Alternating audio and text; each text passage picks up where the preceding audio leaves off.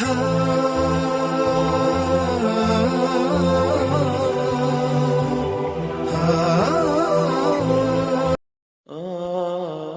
قبیصہ بن محارق رضی اللہ تعالیٰ عنہ فرماتے ہیں کہ میں حضور صلی اللہ علیہ وسلم کی خدمت میں حاضر ہوا۔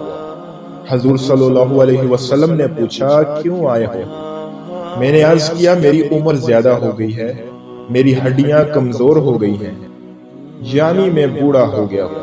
میں آپ صلی اللہ علیہ وسلم کی خدمت میں اس لیے حاضر ہوا ہوں تاکہ مجھے آپ وہ چیز سکھائیں جس سے اللہ تعالیٰ مجھے نفع دے۔ حضور صلی اللہ علیہ وسلم نے فرمایا تم جس پتھر، درخت اور ڈھیلے کے پاس سے گزرے ہو اس نے تمہارے لیے دعائے مغفرت کی ہے۔ صبح کی نماز کے بعد 3 مرتبہ سبحان اللہ العظیم و بحمدہ کہو، اس سے تم اندھے پانی، کوڑی پانی اور فالج سے محفوظ رہو گے، اور یہ دعا بھی پڑھا کرو۔